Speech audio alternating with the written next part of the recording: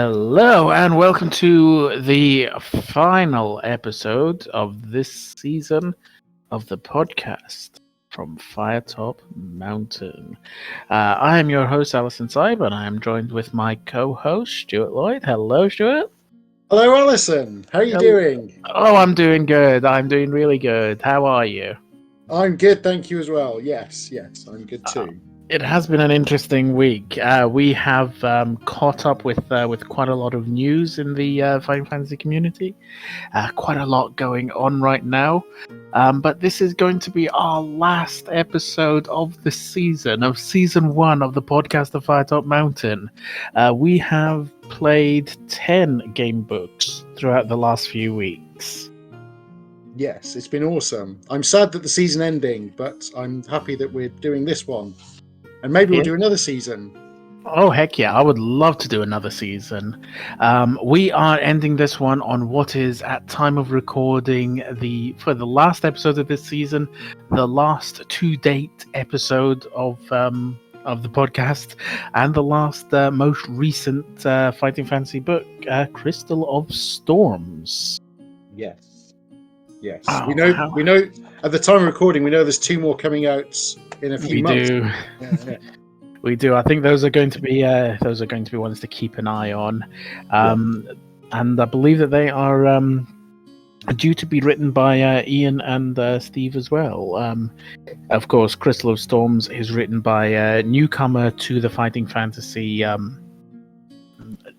series community. I guess you could say. Definitely not a newcomer to writing. She has quite a prestigious background in literature herself, Rihanna Pratchett.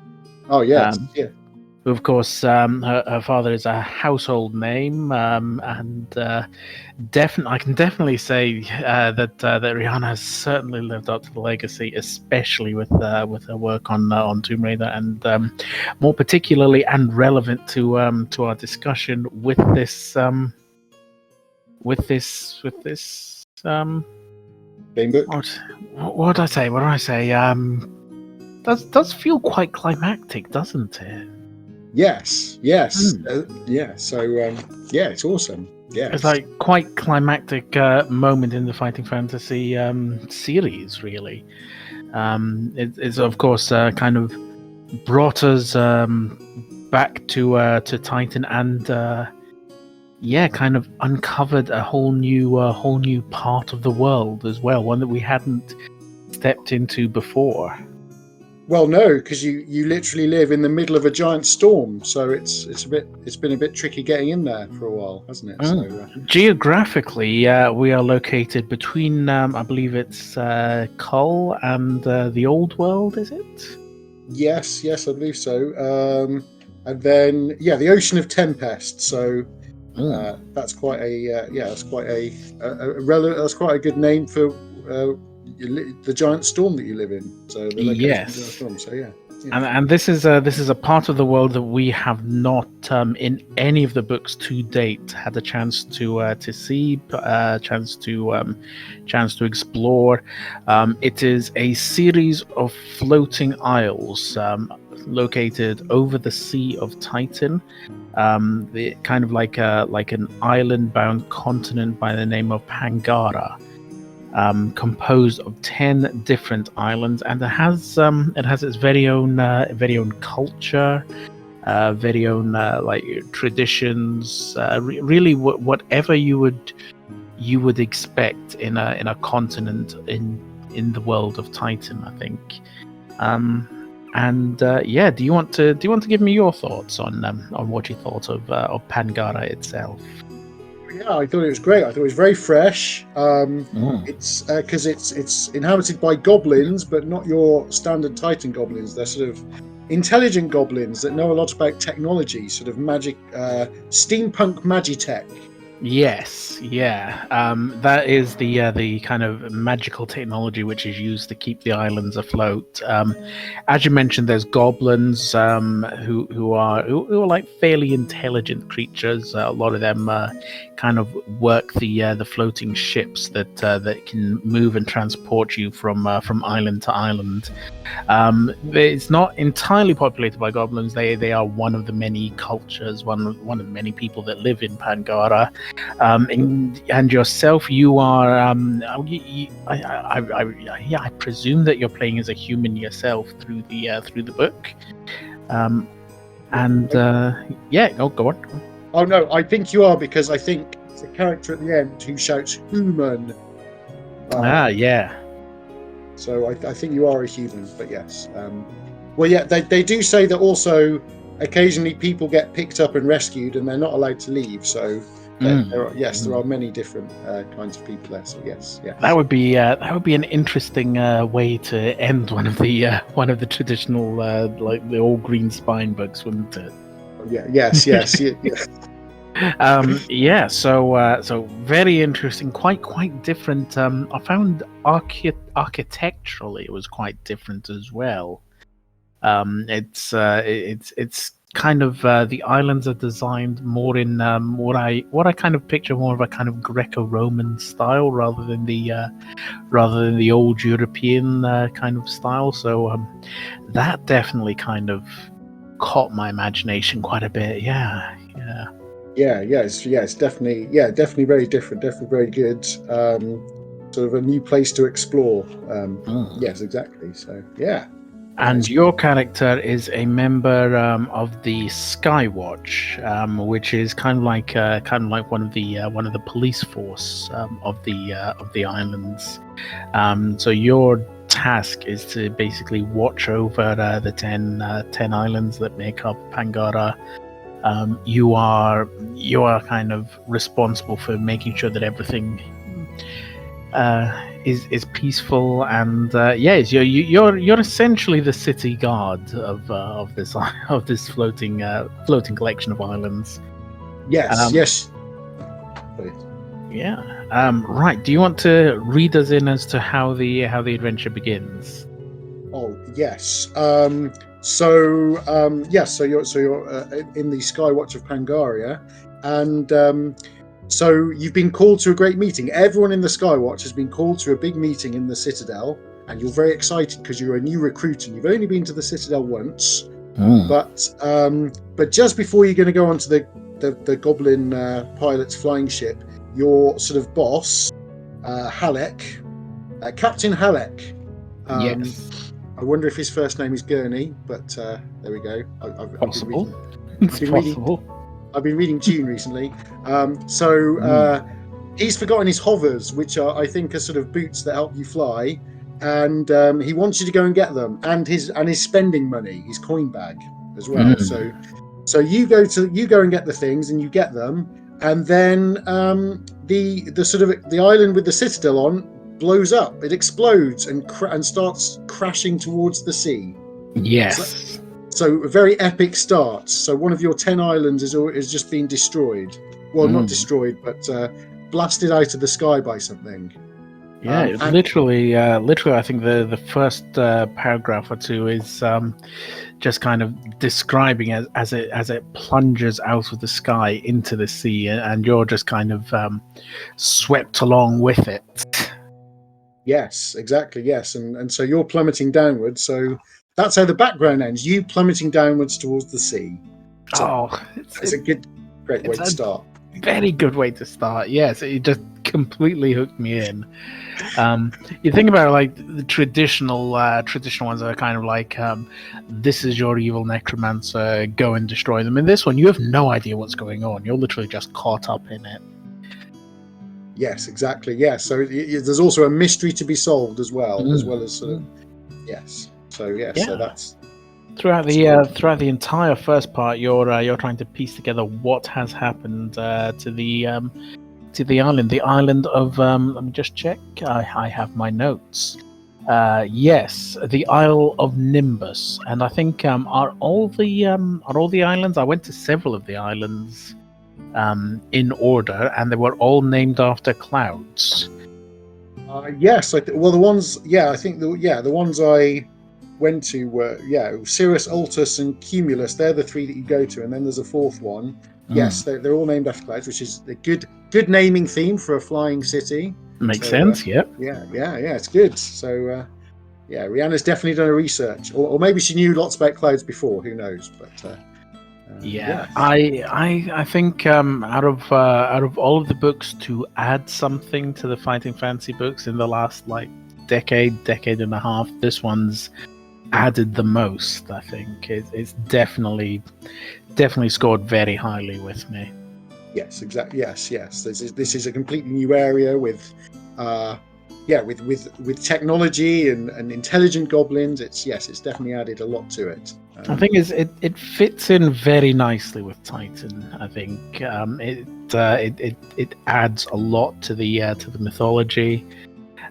You can picture it seamlessly merging into the rest of all of the continents, because it's quite secretive as well. Just having a floating island in the midst of a tempest, you have to wonder why they choose not to integrate with the rest of the continents, with Kull and the old world and so on. Well, yes. Well, my thought is this place is actually quite civilized compared to most of Titan. So they probably is, yeah. Yeah, they probably took one look at the rest of Titan and thought, no, we don't want to get involved. There's evil wizards just appearing out of nowhere all the time. We don't want to deal with that. They've kind of set up their own sanctuary. Yes, it's very good. Yeah, it's probably best for the goblins there. So yes, because the only people they come in are people they rescue from the sea, and they're not allowed out again. So. Yep. So a couple of interesting things right at the start of the book. You don't start with any provisions. You pick those up as you go. You pick up quite a few things as you go, but we'll get to those. Do you remember what the first choice in the book is? Yes, it's to decide which island is your home island. Yes, that's so cool. That's an awesome decision. Yeah, exactly. So which island did you choose? So I chose, and your choice here determines not just your character's background, like which of the islands they're from, but where they're going first. Yes.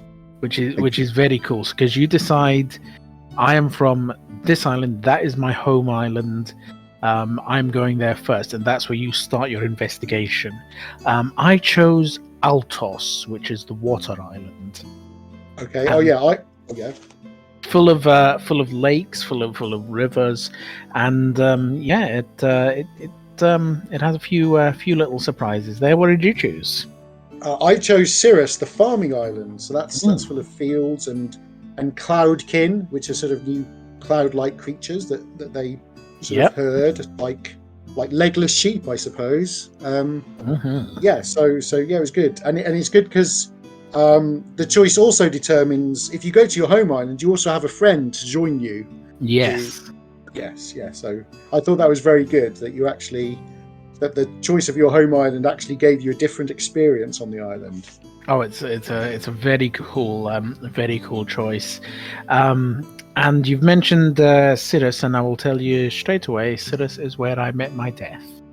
Oh no! I know. I've done so well with this one. I managed to get to all three of the islands, and presumably you go to other islands at later points in the book. But no, that's as far as I got. I started in Altos, however, where I was attacked by a particularly large and angry cloudkin. Yes, because all kind of like a mother cloudkin. We should clarify the cloudkins for our listeners. If you picture air elementals, but composed like clouds, and they are kind of farmed by the inhabitants of many of the islands, and they're sent to provide water, kind of like act to water any of the crops or take care of any droughts. You know, they're like sentient clouds. Yes, yeah, they're very cool, very good idea. So, And bloody tough as well, because that one attacked me and it just like hit me for 5 stamina points. Ooh, yeah. Oh, yes. That's brutal. Yes, that was one of the harder fights. Most fights were quite fair, but yeah, I can see that Cloudkin. That was a skill 10 Cloudkin. It was a heck of a one just to launch into the first moment. It was just like boom, right, you're knocked onto the ground. So like this big mother thundercloud just kind of knocks you over. 5 stamina points, boom, gone. I gathered up my items and I went straight to one of the cloud farms. And like you mentioned, on each of the islands, you have a friend who kind of acts like a companion. And in general, I don't think they die. No, they don't. I don't know. My friend in Altos, you sort of leave them when you leave the island, and so Yeah, they don't travel with you. They're like your friend on that particular island. They help you there, and so they don't stick with you. But they don't like all just keel over dead like they normally do in Fighting Fantasy books. Oh, yes, Mungo would have been proud. Yay, Mungo is confident with our new recruits. Yes. So that's brilliant. And they give you a +2 attack strength. They increase your attack strength by 2, the damage by 1, and reduce your damage by 1. So it's a nice bonus. They're useful to have around. Yeah. So Rihanna's done some good companions. Another refreshing change from the Fighting Fantasy sort of the Fighting Fantasy formula of just killing them off. So we'll explain so you have the choice of 3 of the islands to go to at the start: Altos, which is the water island; Cirrus, which is it's a farming island, isn't it? Yes. And Cumulus, which is the market island where all the trade takes place. We kind of went on completely opposite directions, didn't we? Yes, we did. How should we go about narrating what happened? Well, how far did you get? In my first attempt, I got quite far, and then I met one of the few instant death paragraphs because I was greedy and wanted to investigate it. I wanted to investigate some singing out at sea, which is a bad idea. I should have listened to Odysseus and basically every other person who's ever gone out to sea. But then on my second attempt, I managed to finish it because that's about the only instant death paragraph that I could see. So there's not many, is there? No. So that was the shock. See, I got too comfortable, and she introduced it at just the right time when probably just when she thought, he's probably not going to think there's an instant death paragraph here, and then there was. Okay, so did you where did you go after Cirrus? So after Cirrus, I think I went to Altos second. Okay, so I went to Altos first, and then to Cumulus, and then to Cirrus. Okay. Hang on, I'm just checking. Oh no, I think I went to Cumulus second, and then Altos third. So I'm just checking my notes. Yeah, so we went in a different order. So we all visited all of them. So yes, we could. Yeah. We could do them in order. I mean, your Altos will be different to mine because you have a friend in Altos, and I had a friend in Cirrus. Good point. Yeah. Okay, so we'll talk about so I went to Altos. Got knocked around by some of the clouds. The clouds are herded. I learned while I went to one of the farms. And I learned that the clouds are herded by large flying dogs called canadors. Okay. I learned of this and got again attacked by a really loud, big, dark, angry cloudkin. And I have a note in my notes that says that the internal artwork for this one was actually very cool. Nice. Yeah. With Scholastic as the current publishers, they changed basically all of the internal artwork for the Fighting Fantasy books. Some of them you could say give or take, but I think the artwork that they have done internally for Crystal Storms is very nice. Tends to go for kind of like almost a Nordic style, like the old woodcut kind of things. If you ever seen like Viking mythology, you can kind of see how the dragons kind of look like that. And I thought a lot of that was very cool. It was quite evocative. I really enjoyed that. Yeah. So we were fighting off one of these angry cloudkins, and if you are from Altos, you meet one of the herders, one of the farmers. Her name is Nemi, and she helps you with the battle. You already know her. She gives you a staff which you can use to help with any of the angry cloudkin. And the reason they're angry is because all of these strange energies have been released by the explosion, and that's a bit of a mystery there. Yes. It's another layer to the mystery, because normally they're all quite docile and nice. Yeah. Yes. After we take care of that cloudkin, she asks if I can help find her Canador. Flaps. Flaps, I presume because he flaps his wings a lot. We actually eventually find in a cave behind the waterfall. He's a bit angry, a little bit mad from the elemental energy which was released from the explosion. I have the option, if I have a calming potion to help him out, to calm him down. I do not, so we have to leave Flaps the Canador where he is, just in this cave, growling angrily. So that's how I fared on Altos. At the end of my adventure on that island, I found a nearby ship, manned by one of the goblins, who I kind of picture like an engineer type goblin. Let me charge up my hovers. They seem to do this at the end of when you've reached kind of everywhere that you can in the island. You charge up your hovers and can go to one of the other islands. So that's how I did with Altos, and just kind of flew off towards one of the other islands, hoping to find a little bit more information on what nightmare is unfolding.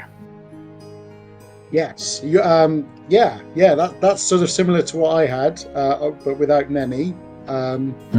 So when I went to Cirrus, I met a friend called Silas, who is my friend, and he accompanied me to the local watch house where I fought some giant rats. Yep. I also did that when I got to Cirrus. Yes. Found some corn. So the corn restored 3 stamina points. So there's lots of different types of provisions, and they restore different amounts. Also, seeing as you're mentioning that, different types of weapons you can get as well. Oh yes, that was brilliant. You could have. So I found a couple of weapons that increased my attack strength, and then a couple that had more damage but reduced the attack strength. And then there's a few things you can throw at people before the combat as well. So it's nice to have some more options. So maybe you could. I mean, to be honest, the answer is usually the one that gives you the highest attack strength. But it's nice to have some options. Like, do I want to deal more damage, or do I want to increase my attack strength? Some of the combats, they say, something happens in a certain number of rounds, or you need to kill them off quickly. So maybe dealing more damage is better. So yeah. And follow on from that, the staff that I got from Nemi is more potent against Cloudkin and not so potent against anything else. Yes, that sounds useful. If you can see, that's one of the benefits. Like Rihanna's background in writing is very much in video games. So she's definitely brought a lot of the stronger elements and a lot of the player choice concepts from that to this book, and that's a really nice addition. It makes you think kind of strategically. I have this item. Do I want to use this item? You're kind of like looking at what inventory you've got and seeing what can apply most effectively. I thought that was really cool. That's definitely something from outside of the fighting fantasy kind of aura that she's brought in, which has contributed a lot to this one. Yes, yeah, it is brilliant. I love this a lot because she sort of appreciates that there's more to choices than just where you turn to. It's also there's choices incorporated in your equipment. Yeah, so there's loads of items you can use. There's potions that increase your attack strength as well, so you can kind of think, do I need to drink this potion for this combat, and various things. So so good work, Rihanna. Good one. Does have some very traditional moments. So I also, when I arrived eventually at Cirrus, went to the watchtower, found a chest, got attacked by the chest. Classic. Yes. Yes. The chest was a mimic. Yes. It chewed on my hand. Yeah, I had that as well. Yes, that was actually different for me because it was my home isle. I actually had my own chest there, so I got a few more things. But I also got my hand chewed by the chest, and then I also encountered a scarecrow. Did you encounter the scarecrow attacking with cabbages? I did not. No, I had a slightly different time there. So I encountered a scarecrow with cabbages and the grapes of wrath. Oh yes, I encountered the grapes. So I have written down in my notes. I had to get some to go to sleep because I was really worn out, and I had a really cool dream sequence. It was super cool. It was genuinely awesome. I love it whenever a book gives you a dream sequence. Okay. Yes, I should read that one. I didn't fall asleep. I thought falling asleep was a bad idea in a fighting fantasy book, but obviously not every time. So yeah. Well, when I woke up, my notes say a flying metal eye shoots fire at me, then flies off.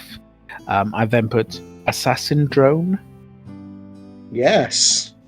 Yeah. So cool. if you sleep, you are, when you wake up, attacked by like a flying techno magical eye type invention. So wherever you're, how far you're getting in the adventure, your investigation into the Falling Islands, you are clearly being watched. Someone is taking notes, if you will. Yes, but it shows you're getting closer to the truth, so that's good. And then I fought the Grapes of Wrath. Yes. I love that. Yeah, good literary reference. So it was wonderful. And then there's other things. There was a dragon fruit tree. Yeah, that killed me. Oh no. Yes, it is a tree that from which dragon fruit grows, or possibly a tree which is also a dragon and bears fruit. I love the imaginativeness of these creatures, like the Grapes of Wrath, the dragon fruit tree. That's really, really cool. But yeah, that's what I died. Oh, see, my skill was quite high. I was quite lucky at first, so I managed to not find the first combats that challenging. Yes, I'll pour you on the dragon fruit tree. Yeah, but then I managed to charge my hovers as well. Oh yes, and I told a lady that I didn't know what was going on, and she gave me some help. And then I went to charge my hovers. I had the option of helping mend a sort of flying machine, but I didn't have the things to mend it. Silk cloth, that was it. Or is cabbage leaf, and you needed cabbage leaf or silk cloth and then something gooey, which I didn't have. Which is another thing, because your provisions are actually useful for things other than restoring stamina, which is quite cool. Yeah, that's a very good point, because a lot of items you're thinking, should I eat this or should I keep it for later? Obviously, don't eat anything gooey though, kids. Can't recommend that. No, exactly. Yeah. um, so I didn't eat the gooey stuff. I didn't have any gooey stuff, so I just had to charge my hovers and go to the other island, which was the Isle of Trade, which I went. So we can talk about the Isle of Trade because we both went there as well. Yes, absolutely. Because you know how I met my death on Sidus, but before that, I also went to Isle of Trade, Cumulus. So you went kind of from Sidus to Cumulus. Yes. So and then Altus. Yes. yeah, so you kind of like we kind of went in the reverse order of each other, I think. Yes. And I really like the Isle of Trade. Yes, it was good. Yeah, it was good. I was able to buy some food. I got all my money stolen by a cockroach. Yep. Yeah. Okay. That happened to me as well. But I managed to find it. I was able to find it, thankfully, because Rihanna's sort of, you're able to revisit the islands, but Rihanna's put this sort of time. Well, not really time. It's limited to how many times you can charge your hovers, and that costs a gold piece each time. So your gold pieces are actually very important in this game. Even though there was only one shop I found, they're still really important because they're basically your like lives. If you run out of gold pieces, you can't go to another island and find what happened. So so I found the cockroach and managed to get my money back. Yes. Yeah.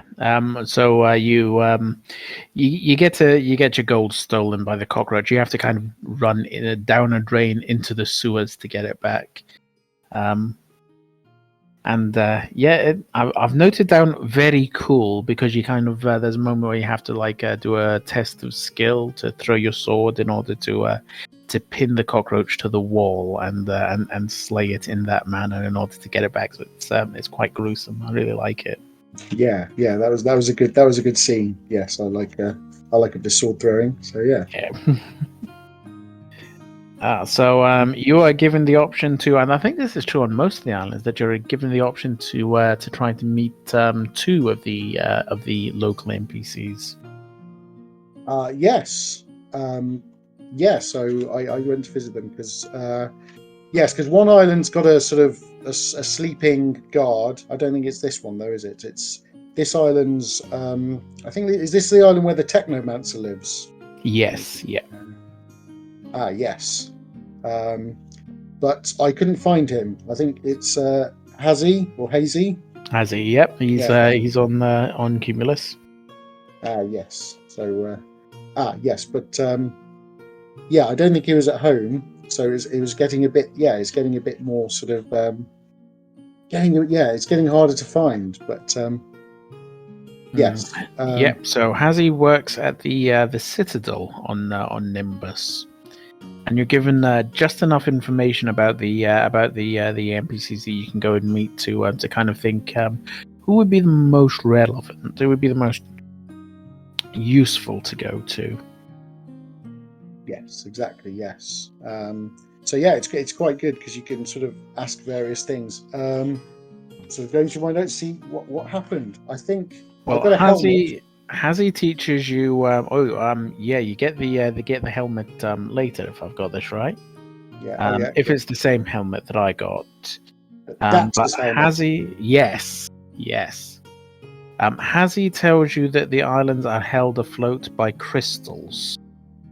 And in several other places, you will find things related to crystals, like you will find shards and so on.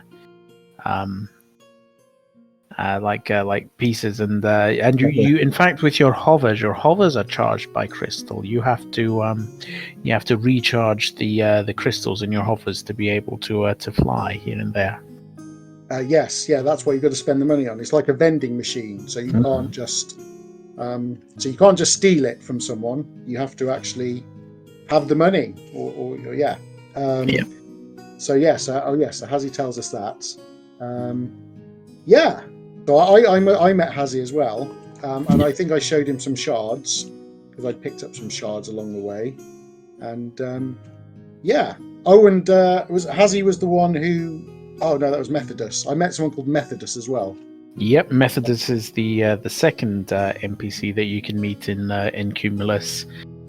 You have to leave the marketplace to find Methodus. I have a little note that says the marketplace is very cool, feels bustling, busy, and vibrant. Yes, it is. It's great, isn't it? It's like It reminds me of the marketplace at the start of City of Thieves.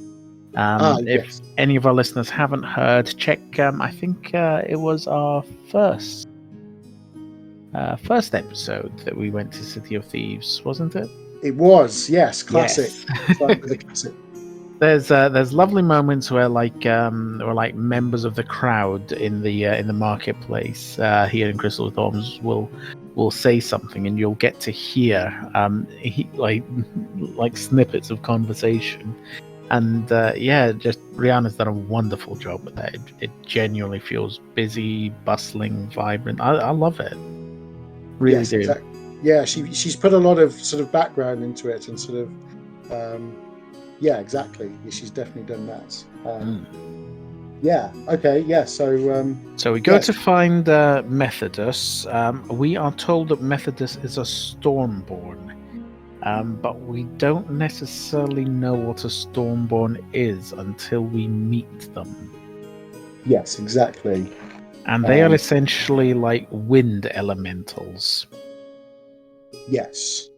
Yes. So it's yes, another interesting layer of to the book. Sort of. So you're not just goblins and humans. You have lots of wind elementals helping you as well, which kind of works which makes sense because you're living on a flying island. Yeah. We mentioned we spoke to Hazi. We got a keyword from Hazi. That keyword is literally just Hazi. We then, when we speak to Methodus, they tell us that they tried to stop the fall of Nimbus, but apparently there was a ward preventing them. Like a technomagical ward, so we know instantly that that this was somehow foretold or created. It wasn't just by accident, or if it was by accident, someone was very deliberately behind it. We get given a keyword, which is bubble, and the Methodus gives us a crystal. Yes. And then I had the shard from Cirrus, so so then we talked about that, and he talked more about the crystal, and then I decided to wait around and spy on him in the evening. Oh. And so it turns out that Methodus was he said he was going to make bread, but he was actually sort of in a trance. And I like what Rihanna says, because she goes, "That's a strange way to make bread." Oh, that's wonderful. So he gives me a crystal shard, and yes, and then I got my goblin. Well, then I got my goblin flyer and tried to go to Altos, which is not an island. Oh no, that is an island. That was my home island. Yes. Are you saying it's not an island? Are you saying that we're some kind of speck of dirt in the sky? How dare you? Oh no, sorry, no. It's not an island you start with. That's what I was trying to say.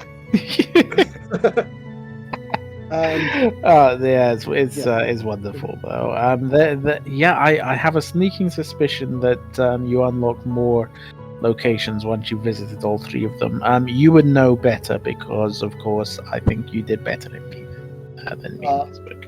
Well, yeah, I was blessed with a skill of 12 to start with, which helped. Because the skills are quite low of most opponents. There's a skill 10 Stormkin, but then you have but then that's sort of the strongest one at the time. So then there's another island they talk about that you can't start at, and you need to be able to patch up a sort of goblin skyship to get to it. So what happened was I needed a cabbage. I needed either cabbage or a piece of silk, and then something gooey. So I eventually found the gooey thing on Altos because I fought a toad. So the gooey thing was the. Where did you find the toad on Altos? I can't remember. I'm looking at my. It was around. Yeah, because I remember maybe- that there was the waterfall, and you're given the option to go for a swim.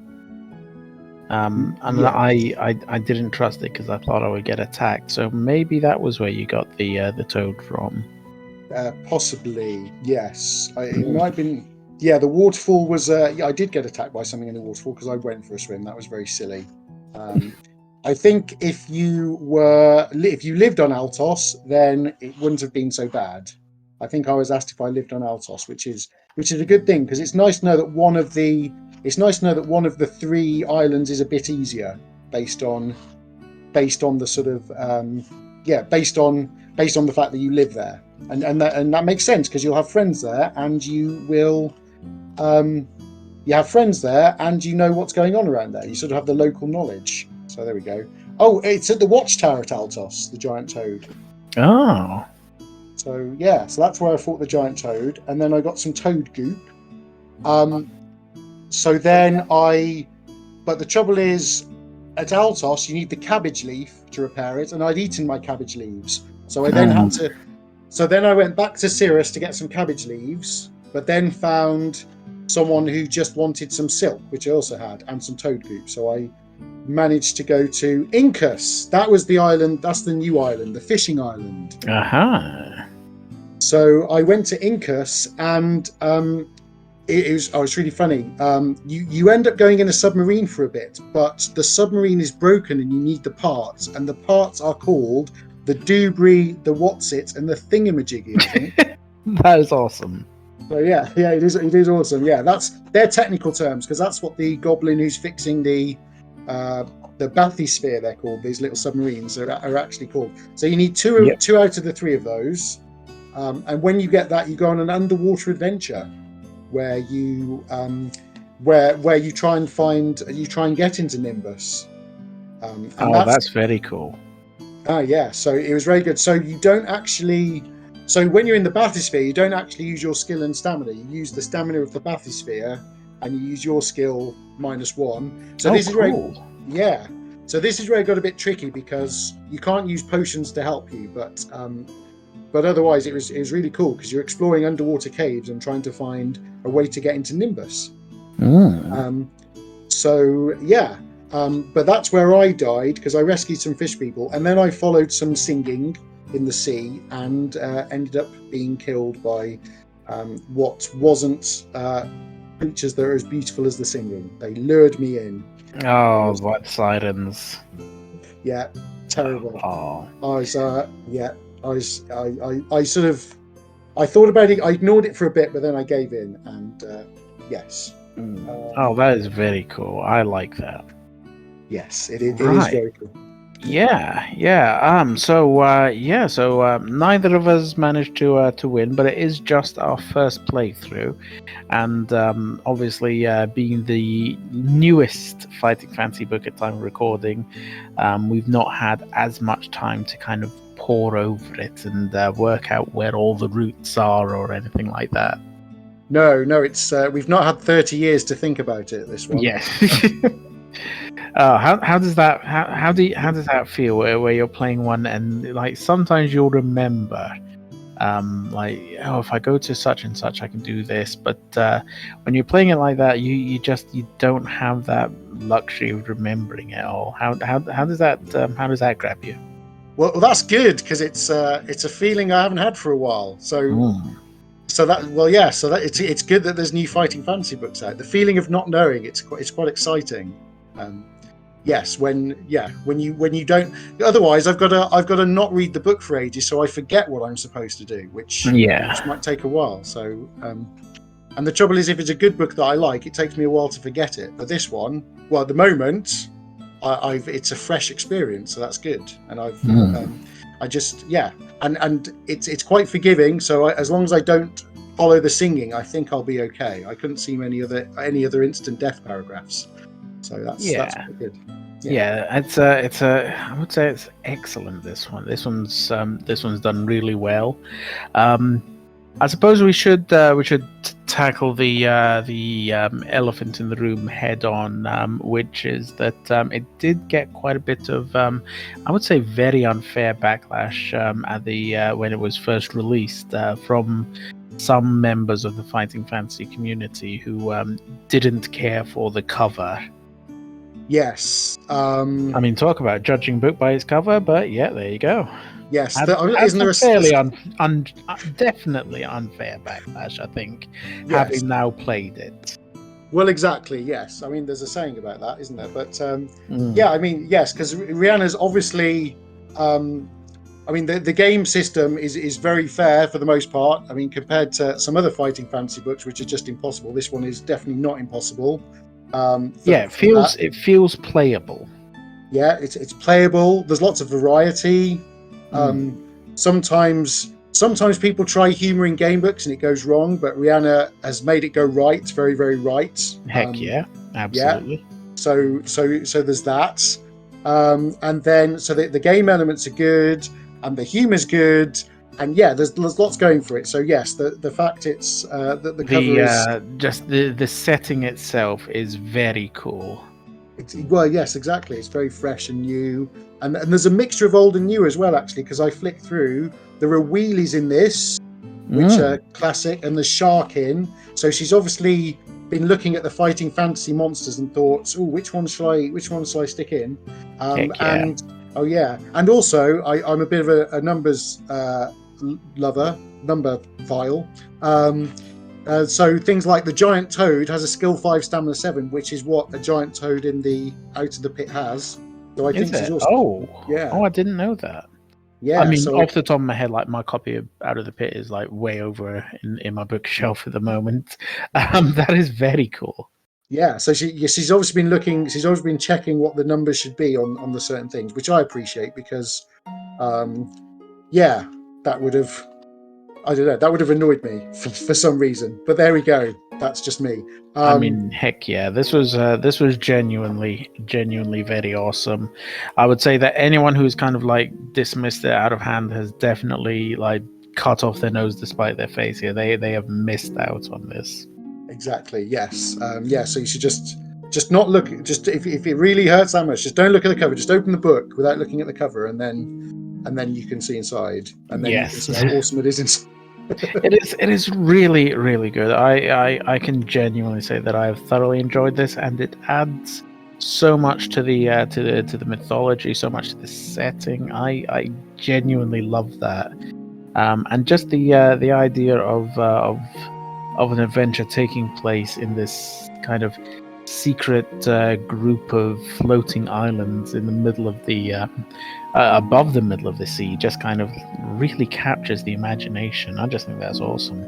Yes, it is. It's definitely, yeah. I'd like to see more. I'd like to see it incorporated more into the other game books. You sort of manage to meet a sort of wayward flying goblin on your adventures at some point. We very well may do, because it does seem that there's going to be at least a few more Fighting Fantasy books, if not likely more in the future as well.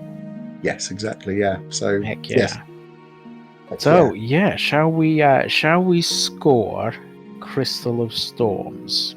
Yes. So I might give it 4.5 crystals. I guess that's there you go. Yeah, that's a good score. You know what? I agree with that score, and I think I will also give Crystal of Storms 4.5 crystals out of what is that? That's 9 crystals out of 10. That's a pretty good. Yes, exactly. Awesome. That's a good score. Heck yeah. Counters, how many crystals? How many crystals did you find in this? Because you do find quite a few crystals just lying around as you explore. They're kind of like a recurring theme throughout the entire book. Yes, I think it's well named actually as the book. Yeah. Yes, yeah. I found 3 shards, and I think the crystals are also the things that power the. They power your flying shoes, which his name escapes me, and they also keep the islands afloat. I think there's lots of crystals. It's a very crystal-centric society. So there you go. So many crystals, you you could probably get a lot more gold tokens than silver ones. You could probably win a caravan. off that one. Are there 9 crystals at least? Well, if you count the shards and the other bits, then probably, yeah. I think you can manage that. That joke perfectly suiting. Yes. Yes. Not everyone's going to get that joke, are they? That reference, but I think most of them will, given our age and UK demographic. If anyone has not seen Crystal Maze, you have now at least seen Crystal of Storms. There was a Crystal Maze game book at way back, wasn't there? Yes, there was. Yes, I think Dave Morris. Was it Dave Morris? Yeah. You're thinking the exact same thing I was. Yes. Yes. I had a copy of it, and I cannot remember if it had the industrial zone or the ocean zone way back then. I can't remember. I need to. I suspect industrial. Tell you what, everyone, if you're listening, write down in the comments if the Crystal Maze game book by Dave Morris had featured the industrial zone or the ocean zone, and we will now be flooded with comments telling us that. Yes, maybe even Dave Morris himself will be for giving us a comment. I mean, we could both ask him, but why not get some audience engagement going while we're at it? Oh, that's true. Yes. Oh, lovely. So this is the end of our review of Crystal of Storms and the end of this season of the podcast from Firetop Mountain. I have been joined for the last 10 weeks by my friend Stuart Lloyd. Yay! It's been a pleasure. It's been awesome. We should do it again. And how can people find you, Stuart? Do you have social medias you would like to plug? Direct people towards you on the interwebs, anything like that? Oh yes, I have a blog called lloydofgamebooks.com, and I have a Twitter where I'm sloyd14 at sloyd14. I think that's the yes. And if you, I'm on Facebook still, and I have. Oh yes, but I have a Facebook group around my game system Scrawl, and then I'm in lots of other gamebook Facebook groups, so you'll probably see me there as well. So that's where you can find me. Heck yes. yeah! Heck yeah! And I am Alison Cybe. You can catch me on Twitter at Alison Cybe, CYBE, and on my website, which is simply called cybeswebsite.com. I'll also recommend to check out Shield Maidens, which is the tabletop roleplay game which I have written entirely over several months to exhausting degree, a cyberpunk future in which Vikings, daughters of Freya, Viking women, fight against the ravagers of mankind's imperial domination. We have Shield Maidens, which should be available for everyone right now. So there's a lot that we've been up to, and we'll probably continue to be up to a few as we plan the next season. Don't you think? Oh yes, I'm looking forward to it. I'm gonna think of my list very soon. Maybe almost as soon as we get off. Oh heck yeah! We'll have to get as many thoughts, many comments from people as to which ones we should tackle next. Oh yes. By this point, I think we'll have the Patreon up. If we don't, then that's my fault. I hold my hands up. My next job after I finish recording this is to get the Patreon up. So if you are listening to this, then by all means do back us on Patreon.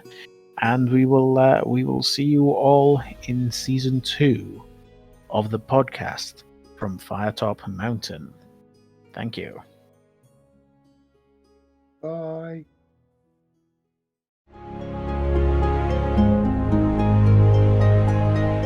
The podcast from Firetop Mountain is brought to you by our Patreon supporters.